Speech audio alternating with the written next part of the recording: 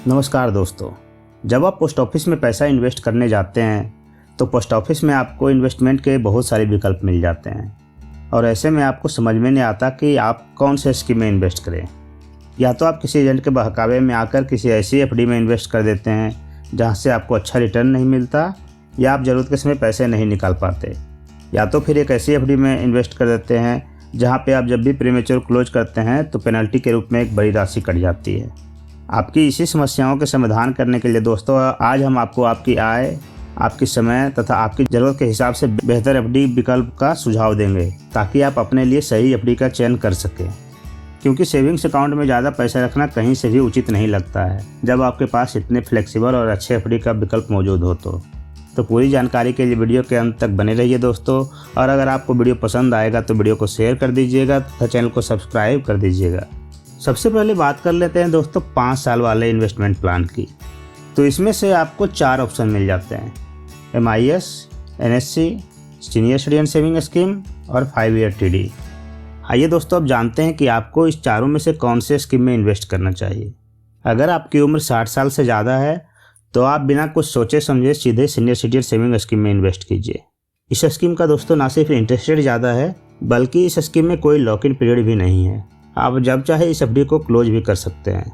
फिलहाल इसका ब्याज दर 8% है और इसकी मैक्सिमम जमा लिमिट 15 लाख है, जो कि 1 अप्रैल से बढ़कर 30 लाख हो जाएगी। अगर आपकी उम्र 60 साल से कम है दोस्तों तो आप बाकी बचे 3 प्लान में से इन्वेस्ट कर सकते हैं।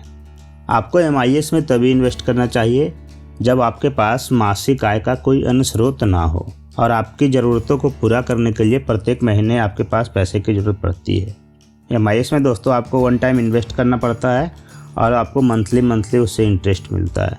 इसका वर्तमान ब्याज दर 7.1% है और इसकी मैक्सिमम जमा लिमिट पर पर्सन 4.5 लाख है, जो कि 1 अप्रैल से बढ़कर 9 लाख हो जाएगी। इस स्कीम में दोस्तों अगर आप अभी 1 लाख रुपये इन्वेस्ट करते हैं तो आपको प्रत्येक महीने 592 रुपीज़ ब्याज मिलेंगे, जो कि 5 सालों तक मिलते रहेगा। अगर दोस्तों आपको 5 सालों तक पैसे की ज़रूरत नहीं है तो आपके पास 2 ऑप्शन बचते हैं, NSC और TD। दोनों स्कीम का ब्याज दर 7% है, लेकिन दोस्तों NSC में लॉक इन पीरियड 5 साल का है, यानी कि आप इसको 5 साल से पहले ब्रेक नहीं कर सकते हैं। और TD का लॉक इन पीरियड मात्र 6 महीने का है, यानी कि आप इसको 6 महीने के बाद कभी भी ब्रेक कर सकते हैं।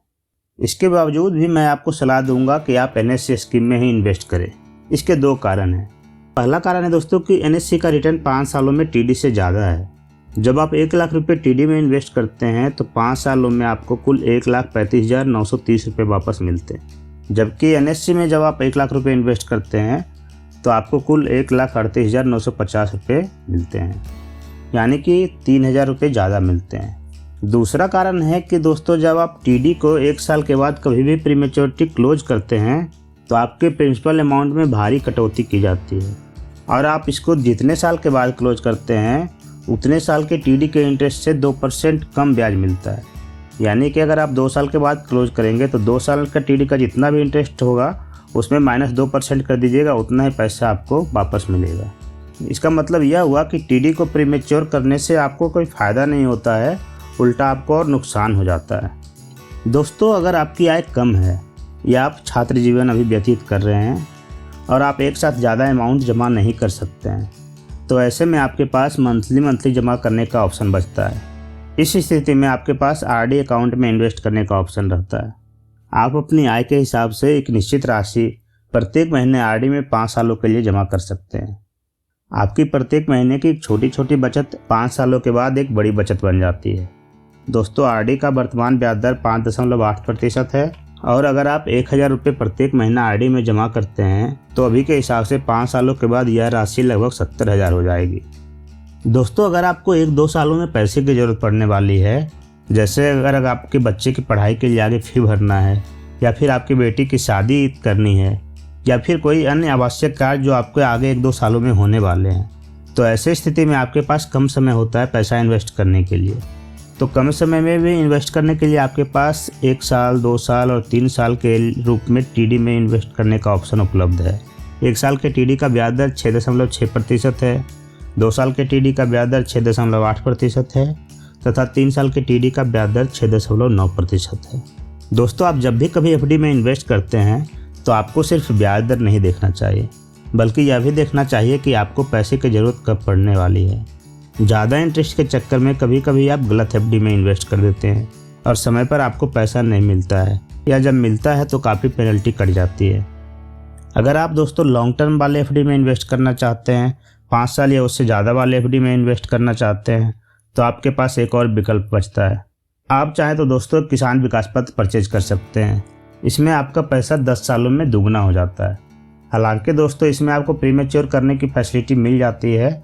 आप अगर चाहें तो 2.5 साल के बाद किसान विकास पत्र को प्रीमेच्योर क्लोज कर सकते हैं, लेकिन किसान विकास पत्र आपको तभी खरीदना चाहिए जब आपके पास लॉन्ग टर्म में पैसे की ज़रूरत ना हो। इन सारे स्कीमों का डिटेल वीडियो मैंने पहले से बना रखा है। आपको वीडियो का लिंक डिस्क्रिप्शन बॉक्स में मिल जाएगा दोस्तों, या तो आप चाहें तो प्लेलिस्ट में जाकर पोस्ट ऑफिस सेविंग स्कीम्स वाले प्लेलिस्ट को ओपन करके सारे स्कीम्स का डिटेल वीडियो आप देख सकते हैं। और हमें कमेंट करके बताइए कि आपको यह वीडियो कैसा लगा। अगर आपको दोस्तों वीडियो पसंद आया है तो वीडियो को लाइक कर दीजिए, शेयर कीजिए और चैनल को सब्सक्राइब करना मत भूलिए। तो मिलते हैं आपसे एक नए वीडियो में, तब तक के लिए जय हिंद।